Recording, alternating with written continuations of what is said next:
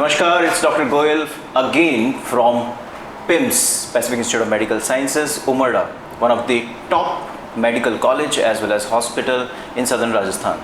आज जो शख्सियत हमारे बीच मौजूद है doctor Navendra Kumar Gupta.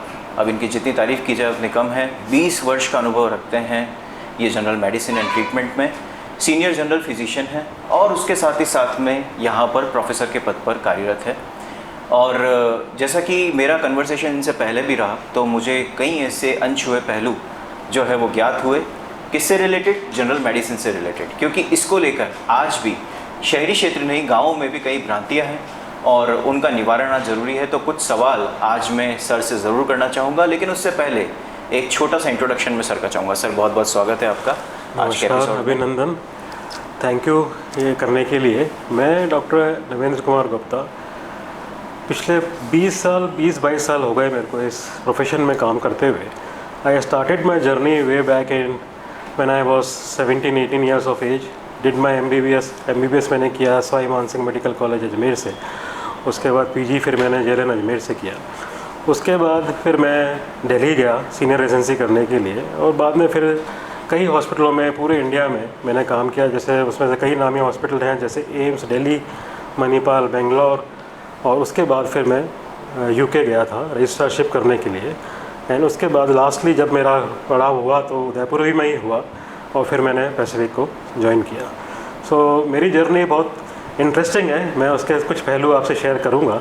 And it is very difficult also, बहुत डिफ़िकल्ट भी रही है। ऐसा नहीं है कि स्मूथ सेलिंग रही है या बिल्कुल आराम से निकाल दी है, नहीं, कई जगह बहुत बड़ी बड़ी अड़चनें भी आई और कुछ जगह बहुत आराम से भी निकल गया। बट अभी जिस पोजीशन में बैठा हूँ वो सारी मेरी मेहनत और मेरी काबिलियत को ही दर्शाता है। Great sir, great sir. बिल्कुल स्पेसिफिक क्वेश्चंस पे आऊँगा मैं। सबसे पहला सवाल मेरा आपसे यही होगा, मेडिसिन स्पेशली और एलोपैथी जिसे कहा जा सकता है, कई लोग इस पर ट्रस्ट करते हैं, कई लोग इस पर ट्रस्ट नहीं करते हैं। मुझे सबसे पहले आप ये बताइए, अगर बिल्कुल जनरल लेवल पर मैं एलोपैथी ट्रीटमेंट की बात करूँ तो एक्चुअल में ये बहुत सारे साइड इफ़ेक्ट्स रखता है या ये बहुत फिजिबल है आम जनता के लिए? एलोपैथी ट्रीटमेंट पे ट्रस्ट करना चाहिए लोगों को? आयुर्वेदिक जो ब्रांच है दैट इज़ वेरी पुरानी ब्रांच है, तो कहीं ना कहीं आपके परिवार में या मेरे परिवार में भी जो पुराने जो ओल्ड लोग हैं वो इसको फॉलो करते मिल जाएंगे। जैसे कि चलो घर में खांसी हो गई तो उन्होंने शहद के साथ अदरक मिला के दे दिया, या कुछ और ऐसी चीज़ हो गई जैसे शुगर की बीमारी आप ले लें, बहुत कॉमन है, तो करेले का जूस है या लौकी का जूस है, इस तरह की चीज़ें वो आयुर्वेद में पीते हैं। तो वो तो एक जूस है, वो तो एक जनरल फॉलो किया जा सकता है। पर आजकल कई सारी मेडिकेशंस आयुर्वेद में आ गई हैं जो कि डायबिटीज़ हो या बीपी हो या हार्ट की बीमारियां हो, उनको ट्रीट करने के लिए वो दावे करती हैं। बट उनमें कई ऐसे तत्व मिले होते हैं जिससे साइड इफ़ेक्ट भी होता है। जैसे आप सपोज़ करो एक कोई पेशेंट है हमारे पास आया, इसके पेट में पानी भर गया, तो हमने सोचा कि भाई इसको एक डिजीज़ होती है, उसको बोलते हैं सिरोसिस ऑफ लिवर। तो सबसे पहले हम देखते हैं कि उसके अंदर पॉजिटिव ऑर्गेनिज्म जो होगा, फैक्टर होगा, वो होगा कि हम बोलते हैं कि भाई तुम ये दारू पीते हो, उसकी वजह से लिवर सूख तो नहीं गया। पता लगता है कि नहीं। फिर हम पूछते हैं, फीमेल आई, फीमेल में तो जनरली क्या है कि अभी भी ये ट्रेंड है कि फ़ीमेल इंडिया के अंदर ये सेवन नहीं करती हैं। बट फिर जब हम उनकी हिस्ट्री पूछते हैं तो पता लगता है कि वो कोई आयुर्वेद दवाई खा रही थी। तो आयुर्वेद दवाई खा रही थी तो उससे कैसे रिलेशनशिप हुआ कि इसको पानी भर गया पेट में? तो पता लगा कि भाई आयुर्वेद दवाई खाई, उससे फैटी लीवर हो गया, जिसे हम बोलते हैं, टर्म को बोलते हैं non alcoholic fatty liver disease, उसकी वजह से ये पानी भर गया। तो ये नहीं है कि ज़रूरी नहीं है कि मतलब कोई तत्व है वही करेगा। आयुर्वेद दवाई का भी साइड इफ़ेक्ट बहुत होता है। और फिर क्या होता है, जब पेशेंट हमारे पास आता है आयुर्वेद की दवाई खा रहा है, ठीक है, खाई उसने, उसको जो बताया गया उसने वो किया, क्योंकि उसके पास हो सकता है कोई एलोपैथिक वाला डॉक्टर नहीं हो या उसको लगा कि नहीं इट इज़ मोर ज़्यादा कंफर्टेबल है लेना, क्योंकि कड़वी महंगी नहीं है, एक तो महंगी नहीं होती हैं वो दवाइयाँ, दूसरी आपको आयुर्वेदिक डॉक्टर्स मिल जाते हैं। गांव में भी आजकल सरकार ने कोशिश की है कि हर पीएचसी सीएचसी पे मिले, वो अच्छी बात है, क्योंकि एक सेगमेंट है, होम्योपैथी भी एक सेगमेंट है, आयुर्वेदिक भी एक सेगमेंट है, तो एलोपैथिक भी एक सेगमेंट है, तो एक हायरार्की है, एक चेन है। बट ये कहना कि नहीं आयुर्वेद ही सारा ट्रीटमेंट है हर दवाई का, जैसे कई मैंने अखबार में पढ़ा कि भाई हार्ट के अंदर ब्लॉकेट है तो एक दवाई खा लो, उससे ना तो आपको एंजियोग्राफी की ज़रूरत है ना स्टेंटिंग की ज़रूरत है। पता लगा वही मरीज़ फिर दूसरे दिन अस्पताल में आ रहा है और फिर बड़े हार्ट अटैक से आ रहा है और उसको बचाने में फिर वो बहुत मुश्किल हो रही है। तो ये है कि ठीक है आयुर्वेदिक दवाई लें, छोटी मोटी बीमारी के लिए ले सकते हैं, खांसी हुई बुखार हुई ले लिया, पर ये जो बड़ी बीमारियां हैं इनके कॉम्प्लिकेशंस बहुत होते हैं एंड आपको उसके अंदर एलोपैथी में जाना ही चाहिए। बिकॉज एलोपैथी एक ज़रूर ठीक है, आपको लगा कि ये दवाई थोड़ी महंगी है जिसे आप इंग्लिश दवाइयाँ भी बोलते हो, बट इसके side effect as comparatively to Ayurvedic बहुत कम है और इससे आपकी जो बीमारी है उसका ठीक होने का जो परसेंटेज है वो ज़्यादा बढ़ जाता है। और दूसरा, एक तो टाइम बहुत कम लगता है, आयुर्वेदिक में टाइम बहुत ज़्यादा लगता है। अगर मैं टॉन्सिलाइटिस ही बोलूँगा कि मेरे को टॉन्सिलाइटिस ठीक करना है तो कोई बोलेगा आयुर्वेदिक दवाई ले लो, बट बहुत ज़्यादा टाइम लगेगा। बट अगर एलोपैथिक से आप करेंगे तो टाइम डेफिनेटली रिड्यूस हो जाएगा। लेकिन लोगों के मन में डॉक्टर साहब ये सवाल रहते हैं, और वो ये रहते हैं कि जैसे आयुर्वेदिक दवाइयाँ कैसे बनती है, उसका क्या प्रोसेस होता है, ये कहीं ना कहीं लोगों को पता होता है। एलोपैथी दवाइयाँ कैसे बन रही है, उनका निर्माण कैसे होता है, कैसे बनती है, वो कैसे उपलब्ध होती है, इसको लेकर वो डरे हुए रहते हैं। उनको लगता है पता नहीं इस दवाई में क्या होगा। तो एक्चुअल में आप थोड़ा सा इस पर लाइट डाल सकते हैं कि इसकी मेकिंग कैसे होती है, आखिर ये मेडिसिन बनती कैसे है? ओके, ये बहुत बढ़िया प्रश्न है, क्योंकि जैसे कई सारी दवाइयाँ बनी या वैक्सीन ही ले लें, वो बनी तो लोगों को पता नहीं होता कैसे बनती हैं, तो कई बार लोग वैक्सीन ही नहीं लेते कि ऐसे बन रही है। तो दवाइयों का मैं सिंपल स्टेज बताता हूँ आपको। सपोज़ करें जैसे शुगर की बीमारी है और एक दवाई पर रिसर्च चल रही है, तो वो रिसर्च चलेगी, काफ़ी पेशेंटों में रिसर्च चलेगी जिसे हम बोलते हैं सब्जेक्ट। तो सब्जेक्ट के ऊपर रिसर्च चलेगी जिनको डायबिटीज़ है एक वो, और एक किसी को जिसको डायबिटीज़ नहीं है। तो दो वो होते हैं, जिसे हम बोलते हैं केस, और एक को बोलते हैं कंट्रोल। तो वो दोनों के अंदर एक में वो दवाई देते हैं और एक में वो नहीं देते हैं। तो उसमें वो रिसर्च कम से कम 3 से 5 साल तक एक गोली पर चलती है, तब जाके वो मार्केट में आती है। इसको हम फेस ट्रायल्स बोलते हैं, 1, 2, 3। तो तीसरी ट्रायल जब आती है वो ह्यूमन ट्रायल होती है। पहले जानवरों पे होती है, उनमें अगर सही होगी तो ह्यूमन में आएगी। फिर ह्यूमंस में ये बोला जाता है कि भाई आप सब्जेक्ट बनने को तैयार हो, ज़बरदस्ती किसी से नहीं की जाती।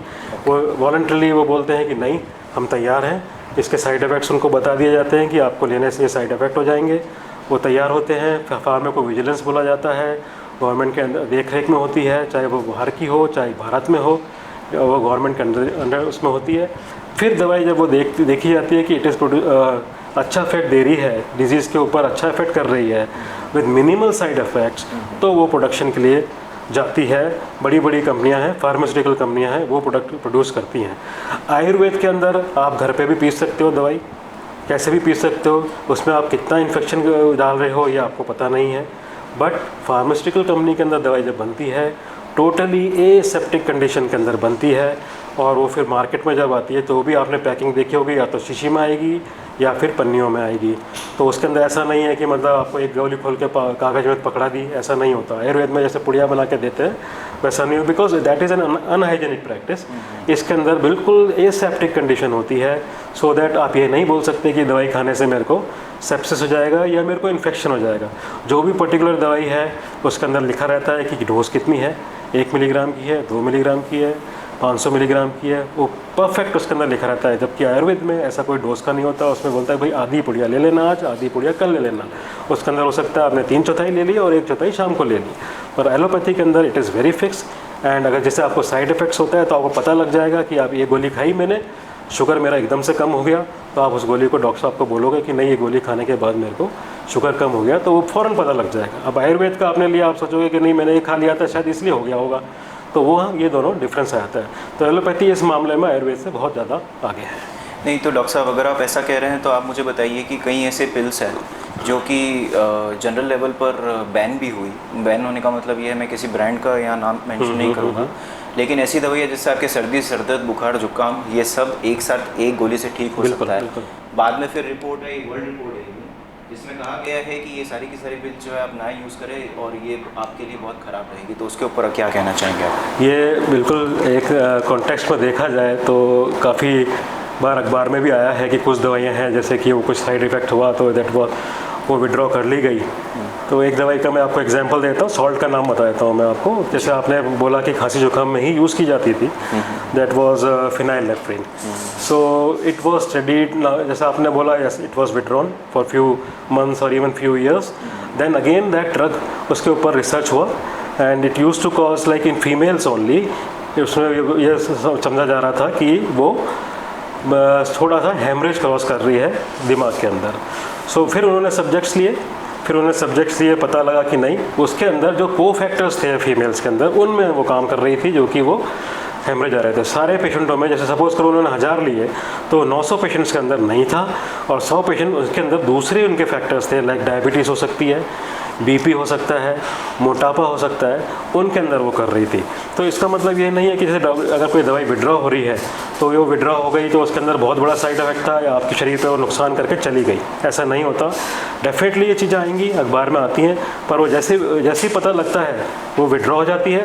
जैसे सपोज़ करो आपकी गाड़ी के अंदर इंजन ख़राब है तो कंपनी गाड़ी को 2 महीने के लिए बुला लेती है, ठीक करके वापस दे देती है। इसी तरह दवाइयों का भी होता है कि कोई साइड इफ़ेक्ट पकड़ में आया, उस समय नहीं रहा होगा, 0.001% आया तो विड्रॉ होगी दवाई, फिर उसकी टेस्टिंग होगी, एंड देन वो आपको बताएंगे कि नहीं, इसके साथ ये plus minus A B C 3 को फैक्टर होंगे जिसकी वजह से ये वो हो रही थी। तो इस दवाई का लेना बिल्कुल सेफ़ है। पिम्स हॉस्पिटल में अभी आप सेवाएं दे रहे हैं, तो यहाँ पर दवाइयों को रिकमेंड करते समय या जो दवाइयाँ उपलब्ध है उनको लेकर क्या एहतियात बरती जाती है, क्या खास बात है यहाँ की मेडिसिन में? पैसिफिक हॉस्पिटल जो है, एक तो पिम्स बोलिएगा, Pacific Institute of Medical Sciences Umarda में जो है, मैं काम जहाँ कर रहा हूँ, मेडिसिन OPD में बैठता हूँ, तो यहाँ जो मेरे पास मरीज आते हैं दूर दराज गांव से आते हैं जी। तो बेसिकली गांव के, जैसे आप बोलते हैं, रूरल पेशेंट्स मेरे पास ज़्यादा हैं, जिनको अपनी दवाई के बारे में जो डॉक्टर ने लिख दिया वो बिल्कुल उनके लिए आखिर होता है कि भाई डॉक्टर साहब ने दवाई लिख दी तो ये तो हमें लेनी है। तो उसमें फिर हमको और एहतियात बरतनी पड़ती है, क्योंकि इतनी दूर से आ रहे हैं तो मैं उनको 7 दिन बाद नहीं बुला सकता। वो बोलते भी हैं कि साहब हम इतनी दूर से आ रहे हैं, 200 किलोमीटर दूर से आ रहे हैं, तो मैं 7 दिन बाद तो नहीं आ सकता, तो आप कृपया करके ऐसी दवाई लिखें जो मैं 1 महीने तक ले लूँ। तो हमको उस सेगमेंट में और ज़्यादा ध्यान से देखना पड़ता है। मैं आपको एग्जाम्पल देता हूँ कि शुगर के मरीज़ आजकल गांव में भी उतने ही हो गए हैं जितने कि शहर में हैं। सो उनके जैसे खान पान है, मेरे ख्याल से शहर के खान पान से काफ़ी बेहतर है, जंक फूड नहीं खाते हैं, बट फिर भी ऐसे इन्वायरमेंटल फैक्टर्स हैं जो कि उनके में डायबिटीज़ हो रही है। पानी का बीच में आपको रोकूंगा, पर वो एनवायरमेंटल फैक्टर्स भी प्लीज़ बता दीजिए। ओके, एनवायरमेंटल फैक्टर्स जैसे मैं अभी आ ही रहा था कि जैसे पानी जैसे है उनके बोरवेल से है, ट्यूबवेल से है, फिर जैसे मोस्टली खेती बाड़ी करते हैं, उसके अंदर वो लोग पेस्टिसाइड इंसेक्टिसाइड जो डालते हैं उसकी वजह से भी हो सकता है। और जैसे कई और चीज़ें हैं, लाइक खाने पानी पीने में उनका जो रहता है, तेल का जो यूज़ है वो बिल्कुल डिफरेंट रहता है, क्योंकि शहर वाला तो भाई सबसे बढ़िया तेल खा लेता है, उनका तो ये है जो वहाँ पे दुकान में मिल गया बस वो खा लिया। तो ऐसे कुछ फैक्टर्स हैं दैट जो प्रोड्यूस करता है कि शुगर बढ़ रही है। फिर ऐसा एक ट्रेंड होता है कि लाइक खाने पीने का मेहनत करो, क्योंकि उनकी डायबिटीज़ पहले इसलिए कम होती थी कि वो लोग जितना खाते थे उतना जला देते थे, मेहनत बहुत करते हैं इसलिए डायबिटीज़ लेस होती थी। बट आजकल हमको देखने को मिल रहा है कि वहाँ पे भी ओबेसिटी यानी कि मोटापा बढ़ रहा है धीरे धीरे करके, एंड स्पेशली जो फीमेल्स हैं आफ्टर प्रेगनेंसी या ऐसे जो हैं उनके जनरली देखा गया है कि थायराइड हुआ, डायबिटीज़ हुआ और बीपी हुआ, ये डिजीज़ आजकल वहाँ पे भी उतनी ही कॉमन है जितनी कि शहर में है। तो जैसे मैं बोल रहा था कि वो पेशेंट हमारे पास OPD में आता है, अगर उसकी शुगर ज़्यादा है तो हम पहली बात तो ऐसी दवाइयाँ लिखते हैं कि सपोज़ करो अगर वो यहाँ नहीं आ पाया तो जो वहाँ की PHC है, जो है सरकारी हेल्थ सेंटर्स हैं, या CHC है, वो वहाँ पे उपलब्ध हो जाए, सो दैट उसको ये नहीं लगे कि वो भाई बोले कि नहीं सर 10 दिन तक नहीं आ पाया तो 10 दिन तक मैंने दवाई नहीं ली, तो आया तो फिर वापस तो शुगर बढ़ी हुई थी, तो उससे क्या होता है कि उस बीमारी की कॉम्प्लिकेशंस उसमें बढ़ने लग जाएंगी। तो हम ऐसी दवाई लिखने की कोशिश करते हैं कि जैसे सिंपल है, मैं आपको एक एग्जांपल देता हूँ, मेटफॉर्मिन है।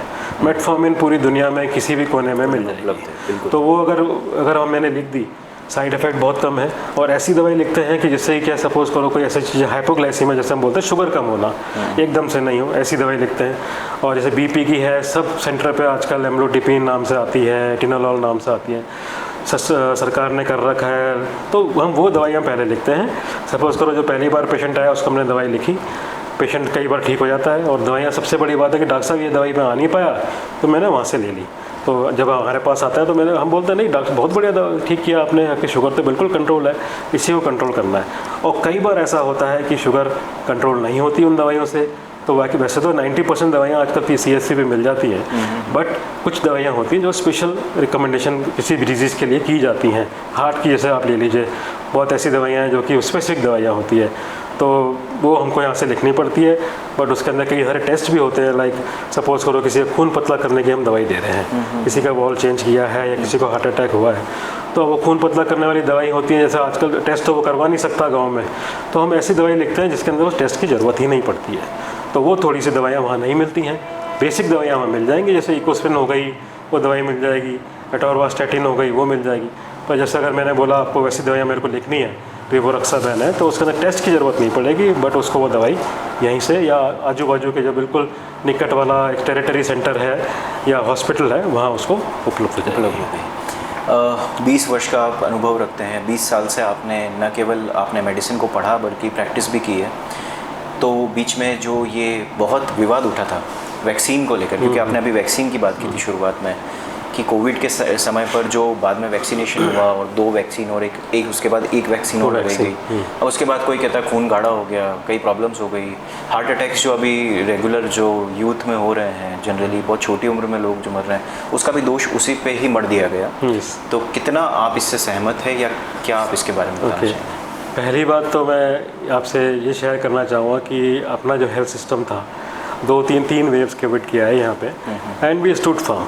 हम लोग बिल्कुल फर्म थे। आप दूसरे कंपेयर करें वेस्टर्न कंट्रीज़ में कि जैसे यूके, यूएस में, इटली में ले लें, वहाँ कितनी मौतें हुई और यहाँ कितनी मौतें हुई पॉपुलेशन को देखते हुए, क्योंकि यहाँ इतना ज़्यादा आपने सरकार ने बिल्कुल लॉकडाउन कर दिया था कि कोई एक दूसरे से नहीं मिल सकता, but that was done wonderfully, इतना बढ़िया तरह से हुआ। और सबसे पहले वैक्सीन जो निकली थी इंडिया में ही निकली थी, बायोटेक से निकाली थी पुणे से।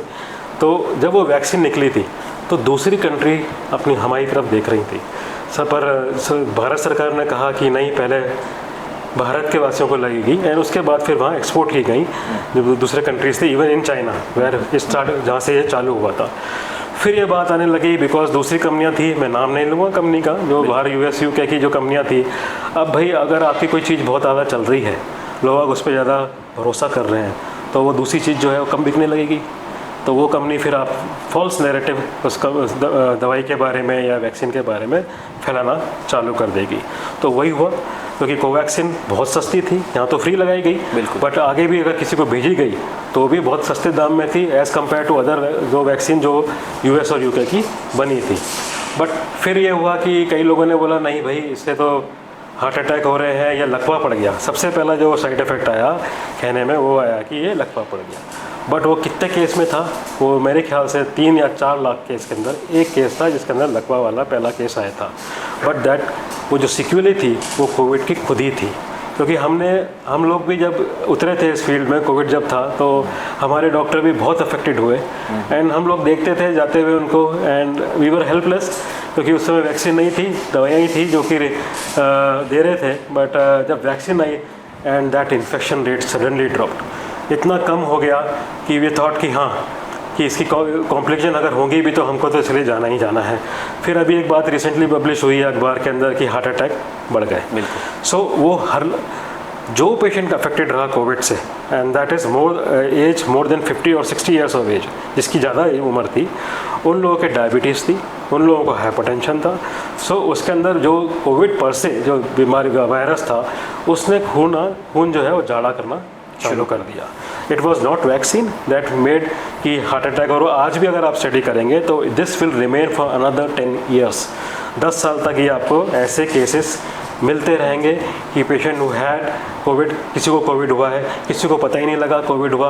अब गांव का पेशेंट है, वो कई लोगों को हुआ कोविड, बट किसी ने RT-PCR नहीं करवाया, इसका मतलब ये तो नहीं है कि उसको कोविड नहीं हुआ। खांसी हुई, बुखार हुआ, ठीक हो गया, तो उसको कोविड हुआ, उसने वैक्सीन लगाई। पर अब वैक्सीन की वजह से हुआ, ये कैसे कह सकता है कि वैक्सीन की वजह से हुआ? It is due to Covid itself, क्योंकि कोविड ने सबसे पहले जो उसका जो सबसे बड़ा जो अटैक था वो फेफड़ों पे था, और फेफड़ों पे से उसने खून के थक्के जो जम जाते हैं, ऐसे पेशेंट क्यों मर रहे थे? खून के थक्का जम जाना, वेंटिलेटर पे आ रहे थे, मशीन पे आ रहे थे, और वो खून के थक्के के केवल लंग में तो फेफड़े में तो जमेंगे नहीं, वो हार्ट में भी जमेंगे, वो दिमाग में भी जमेंगे, और इवन पैरों में भी जमेंगे। तो वही हुआ, और कोई जो निकल गया उस समय, बट स्टिल जो उसकी विस्कोसिटी थी, ब्लड की जो गाढ़ापन था, वो स्टिल परसिस्ट था। तो कोई भी ऐसा फैक्टर, सपोज करो डायबिटिक है पेशेंट, शुगर कंट्रोल नहीं है, तो उस पेशेंट के वो लकवा या हार्ट अटैक हो गया। It was never for vaccine की वजह से वो अफेक्ट थे। ये इफेक्ट जो होंगे ये आगे 10 साल तक के लिए भी आते रहेंगे, जबकि वैक्सीन तो 3 साल के बाद 4 साल के बाद आपकी ख़त्म हो जाएगी, फिर आपको बूस्टर डोज लगाने पड़ेंगे। सो ये वैक्सीन क्या ये कहना ये बहुत गलत है। तो इसका मतलब आने वाले वक्त में हमें फिर बूस्टर डोज की ज़रूरत तो पड़ेगी। बिल्कुल डेफिनेटली, क्योंकि आप जो सिंपल ले लेना है कि इन्फ्लुएंजा होता है, जो कॉमन इन्फ्लुएंजा ए बी होता है, जो डायबिटीज़ पेशेंट में हम बोलते हैं, पर उनको हम हर साल लगाते हैं। जैसे स्वाइन फ्लू आया था, आपको अगर पता हो तो स्वाइन फ्लू आया था, तो उसके अंदर भी बूस्टर डोज 1 साल की लगी थी, फिर उसके बाद वैक्सीन 1 साल की लगी थी, फिर हमने वापस से बूस्टर डोज लगाई थी। बट ये हुआ कि वो उसका जो इफेक्ट था वो कोविड ने ले लिया, इसलिए सब स्वाइन फ्लू को भूल गए, फिर कोविड पर आ गए। लेकिन अगर ये बूस्टर डोज ना लगवाए तो एक डिपेंड करता है, इंडिया के अंदर सबसे बड़ी फैक्टर जो है दैट इज़ उसको बोलते हैं हर्ड इम्यूनिटी। तो इंडिया में हर्ड इम्यूनिटी इतनी बढ़िया थी कि पेशेंट के अगर एक इन्फेक्शन हो रहा है तो अगर मेरे बाजू में बैठा है तो मेरी इम्यूनिटी अगर अच्छी है तो मैंने उसको इसे बोलते हैं कि लाइफ जो वो होता है इम्यूनाइजेशन हो रहा था मेरे को, तो वो मैं करता गया। पेशेंट इतने पेशेंट देख रहा हूँ, मेरे को डेफिनेटली कोविड हुआ होगा, डेफिनेटली हुआ होगा, बट आई गॉट इम्यूनिटी। और मैं टेस्ट करवाता रहता था, तो उसमें मेरा जो एंटीबॉडी आता था वो बहुत बड़ा हुआ आता था। तो इसका मतलब ये था कि मैंने इन्फेक्शन कैच किया। स्टिल मैंने वैक्सीन ली, और अगर आप बूस्टर डोज लगानी होगी तो डेफिनेटली लगाएंगे, बिकॉज हम ऐसे उसमें काम करते हैं कि पेशेंट आज भी आ रहे हैं कोविड के, इक्का दुक्का पेशेंट तो आज भी आ रहे हैं, तो हो सकता है कल हम कैच कर जाएं।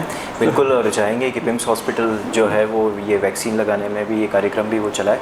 लेकिन इसके बारे में नेक्स्ट पॉडकास्ट में मैं आपसे बात करना चाहूँगा, क्योंकि ये बहुत बड़ा टॉपिक है सर। लेकिन एक आखिरी सवाल आज का मैं पूछना चाहूँगा कि आज की डेट में आप देखिएगा कि, क्योंकि देखिए पिम्स हॉस्पिटल में क्या है, गाँव के पेशेंट बहुत आते हैं, लेकिन आज भी देखा जाए तो जैसे पास में एक टेम्पल है, कोई मंदिर है, माता जी का मंदिर है या कोई देवता का मंदिर है, वो यहाँ जनरल विभाग में आकर आपको दिखाने की बजाय वो चले जाएंगे उस टेम्पल में और वहाँ झाड़ फूक वगैरह और उस पर ज़्यादा बिलीव करेंगे। फिर वहाँ डेथ हो जाती है, छोटे बच्चों को लेकर चले जाते हैं, और किसी को सांप ने डस लिया तो फिर वो बच्चे को वहाँ लेके चले जाएंगे, उसकी वहाँ डेथ हो जाती है। तो भोले हैं देखिए लोग, उन्हें इसके बारे में पता नहीं होता और इतना बड़ा नुकसान हो जाता है।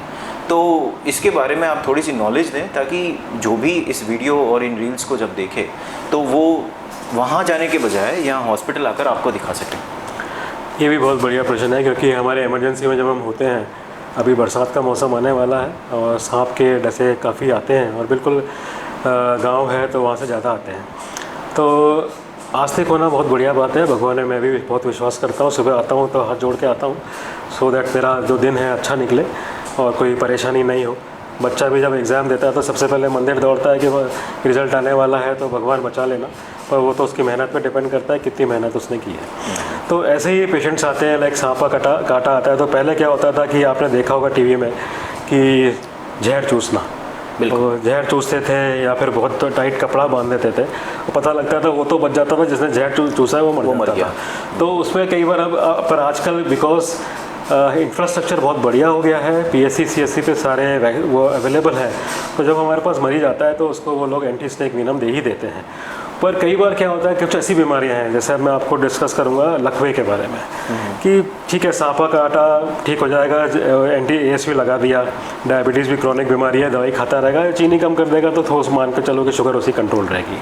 बट लकवा ऐसी बीमारी है कि घर वाले भी परेशान, मरीज खुद भी परेशान, तो वो सोचते हैं कि क्या करें, सब जगह दौड़ लिए, सब जगह हॉस्पिटलों में दिखा दिया, डॉक्टर ने कहा ये ले लो, डॉक्टर ने कहा वो ले लो, बट ये लकवा तो उनका ठीक ही नहीं हो रहा है।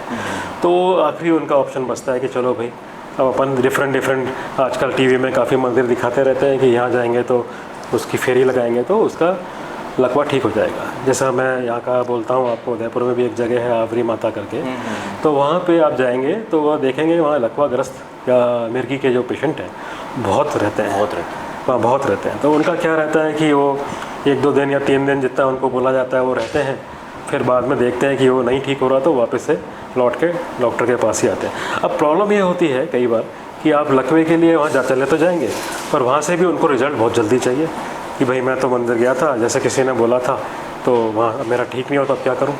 तो अल्टीमेटली वो लैंड अप करता है कि वो डॉक्टर के पास ही आता है। एंड ये सुपरस्टिशन ही है कि आप वहाँ चले गए, अगर ऐसा होना होता तो फिर ना तो डॉक्टर रहते हैं ना ही अस्पताल रहते हैं। और सबसे बढ़िया है कि जितना जल्दी आपका मर्ज ठीक आपको पता लगे कि है, सबसे पहले नियरेस्ट जो भी अस्पताल है या डॉक्टर है उसको दिखाएं। और ठीक है, भगवान ने आस्था ज़रूर रखें, क्योंकि वो करने वाला ऊपर वाला ही है, बट ऐसा नहीं है कि नहीं वहीं जाके रहें और फिर बाद में जब पता लगे कि जब मामला हाथ से निकल गया है तब फिर आप लौटें, तो फिर वो डॉक्टर के हाथ में भी नहीं होगा। ग्रेट डॉक्टर साहब, तो ये थे डॉक्टर NK गुप्ता सर, जो कि प्रोफेसर भी हैं, HOD है जनरल मेडिसिन में पिम्स हॉस्पिटल उमरडा में। और देखिए, ये तो सिर्फ कुछ सवाल थे और मैं चाहूँगा कि इनके साथ कई ऐसे सवाल, क्योंकि ये जनरल फिजिशियन है तो काफ़ी नॉलेज रखते हैं, काफ़ी चीज़ों के बारे में जानते हैं, तो मैं चाहूँगा कि ये आगे भी हमें कई चीज़ों के और कई सवालों के जवाब दे सके। तो मैं आप सब व्यूअर्स से मैं रिक्वेस्ट करूँगा, कमेंट सेक्शन में अपने क्वेश्चन लिखकर भेजें। जो सवाल आप पूछेंगे नेक्स्ट पॉडकास्ट में गुप्ता सर से मैं वही क्वेश्चंस करूंगा, ताकि वो जवाब आपको मिल सके। तो एक बार फिर नए एपिसोड में मिलेंगे 50 world wide and PIMS hospital Umarda. Thank you.